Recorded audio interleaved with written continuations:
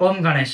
काली चौदस अर्थात नरक चतुर्दशी की रात्रि को कौन सी साधना हमें करनी चाहिए, इस विषय पर बहुत बार जैसे मैं कहता हूं वैसे ही इस बार भी आपको कहूंगा, जैसी आपकी कामना है। सर्वप्रथम आप ये डिसाइड कीजिए कि आपका प्रथम दृष्टि भाव क्या है, कि क्या आपको सिद्धि प्राप्ति करनी है।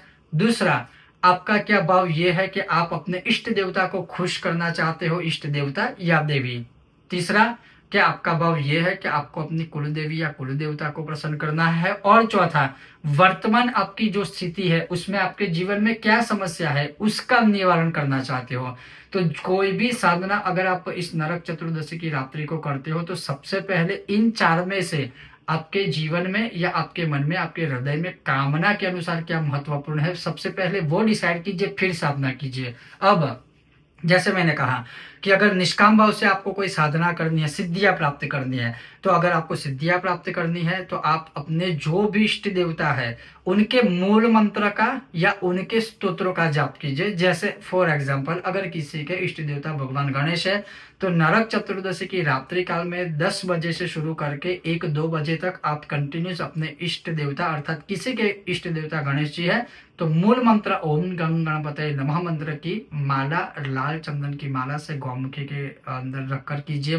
किसी के विष्णु भगवान है तो उनका मंत्र। और इन सारी चीजों से परे अगर आपको अपने गुरु ने कोई दीक्षा में मंत्र दिया है तो उसको कोई चीज शंका करने की आवश्यकता नहीं है। गुरु मंत्र को जपिए, आपका बेड़ा पार हो जाएगा। शंका रखकर आप कुछ करेंगे कुछ भी नहीं होगा। लेकिन गुरु ने मंत्र दिया है तो उसमें कोई विधि विधान की आवश्यकता नहीं। आप सीधा ही माला पकड़े के मंत्र जाप शुरू कर दीजिए, आपका काम हो जाएगा।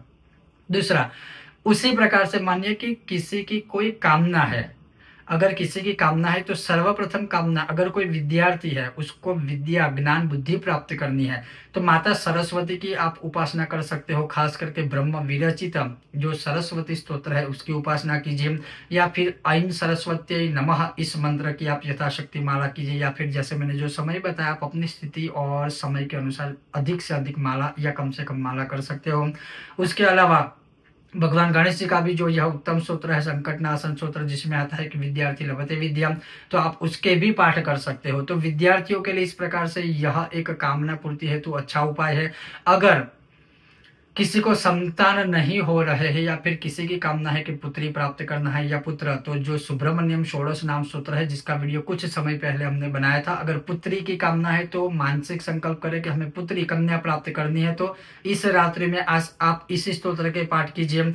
आप चाहे तो यही संकटनाशन भगवान गणेश जी का सूत्र है कि पुत्रार्थी लभते पुत्रान, पुत्र की प्राप्ति हेतु, या गणपति संतान स्तोत्र है संतान गणेश स्तोत्र, उसके भी पाठ कर सकते हो। अगर किसी की कामना है कि उसको गवर्नमेंट जॉब मिले तो वो तो एक अलग ही सब्जेक्ट है ग्रहों के अनुसार। फिर भी मैं आपको एक एडवाइस दूंगा कि भगवान सूर्य की आराधना कीजिए। भले ही आदित्य हृदय सूत्र का विधान प्रातः काल है लेकिन इस रात्रि में आप उसको सिद्ध कर सकते हो, उसके अधिक से अधिक पाठ कीजिए। इससे बहुत सारे लाभों के, शत्रु है, फिर बाधा निवारण है, ग्रह निवारण है, और गवर्नमेंट जॉब आदि का अगर आपके मन में संकल्प है तो यह आप पाठ कर सकते हो। उसके अलावा मानिए कि शत्रुओं से बहुत पीड़ित रहते हो, तो शत्रुओं से अगर आप पीड़ित हो तो अवश्य ही बगलामुखी माला मंत्र के 108 बार पाठ कर लीजिए और बगला प्रत्यंगिरा कवच के 100 पाठ कर लीजिए। बगलामुखी ब्रह्मास्त्र माला है उसके आप 100 पाठ कर सकते हो।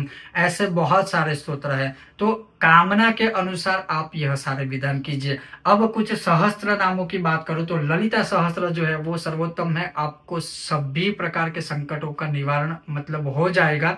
ललिता सहस्त्र के यथाशक्ति पाठ करें। उसके पश्चात आप चाहे तो जो एक अमृत के समान है भगवान गणेश जी का उपासना खंड में गणेश पुराण में दिया हुआ श्री गणेश सहस्त्र नाम स्तोत्र, उसके पाठ कर सकते हो। और पितृ हो, लक्ष्मी प्राप्ति हो, नक्षत्र दोष हो, ग्रह दोष आदि हो, कुछ भी हो, और दीपावली के पर्वों में अगर मैं आपको कहूं तो श्री विष्णु सहस्त्र का पाठ कीजिए, क्योंकि लक्ष्मी जी तभी आपके घर आएगी कि जिस घर में नारायण को पूजा जाए, जिस घर में नारायण का नाम लिया जाए। तो अगर आपको लक्ष्मी जी की भी प्राप्ति करनी है और पितरों से रिलेटेड, ग्रहों से, नक्षत्रों से रिलेटेड है तो आप विष्णु सहस्त्र के पाठ कीजिए। ये हो गए कुछ सहस्त्र नामों के बारे में।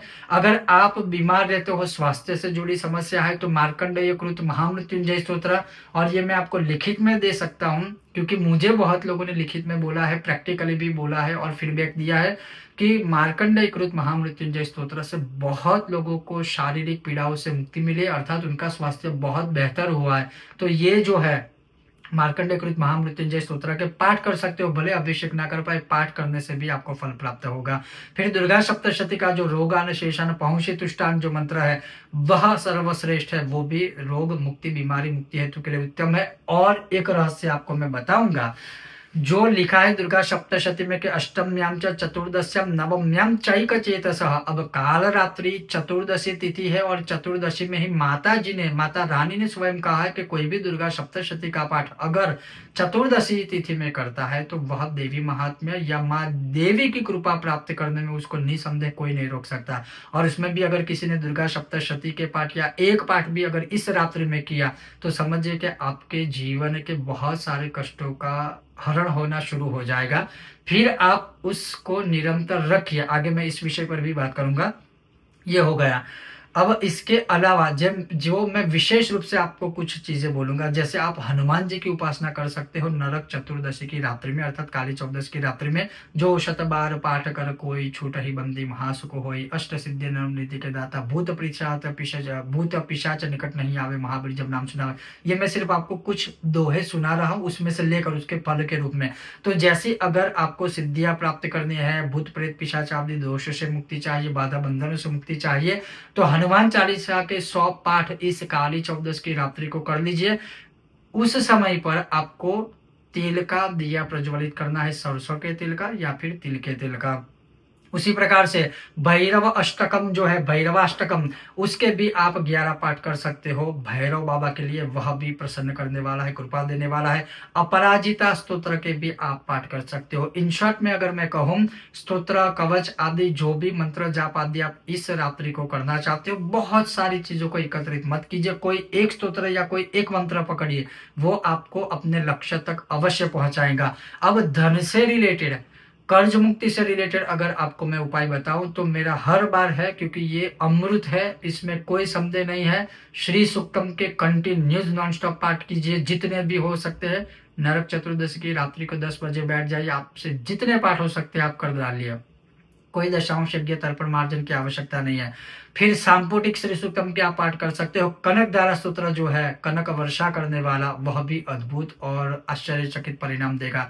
मूल बात यही है कि अगर नरक चतुर्दशी की रात्रि को आपको कोई भी स्तोत्र मंत्र पाठ कवच कुछ भी सिद्ध करना है तो इससे उत्तम रात्रि नहीं हो सकती, क्योंकि 4 महारात्रियों में सबसे पहला है कि काल रात्रि महारात्रि, काली चौदस नरक चतुर्दशी की रात्रि को सबसे पहले माता रानी ने बताया है, देवी देवताओं ने। तो काल रात्रि बहुत बड़ी रात होती है। बस अब इसके अलावा कुछ कुछ चीजें अगर कहूं तो यह साधना सिद्धि आदि आप शिवालय में कर सकते हो, विष्णु जी के मंदिर में कर सकते हो, कोई भी देवी देवता के मंदिर में, दुर्गा हो विष्णु, कोई भी देवी देवता के मंदिर में।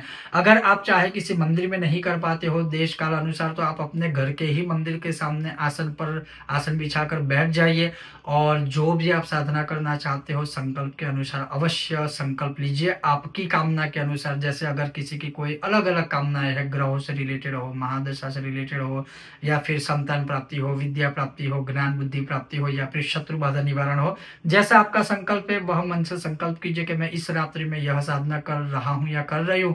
हे भगवान, जो भी आप उपासना करते हो उनका नाम बोलिए, मेरी यह कामना पूरी कीजिएगा। अगर कोई कामना नहीं है तो बस अष्ट सिद्धि नवनिधि, अर्थात सिद्धियां प्राप्त हो या आपकी कामना पूर्ति हो, उसके लिए संकल्प करके भी आप यह साधनाएं कर सकते हो। अब यह सारी साधनाएं या इसमें से कोई भी साधना अगर आप करते हो, उसके बाद क्या हर रोज करना है उस मंत्र स्तोत्र का पाठ? जी हाँ, अगर उसको आप प्रतिदिन उसके यथाशक्ति कम से कम 1 पाठ या 1 माला करते रहेंगे निरंतर, तो उसका पावर बढ़ेगा, वह रिचार्ज होता रहेगा और तब जाके आपके काम के लिए वह बहुत ही शक्तिशाली रूप से आपको सहाय करेगा, आपके जीवन में बहुत सारे परिवर्तन लाएगा।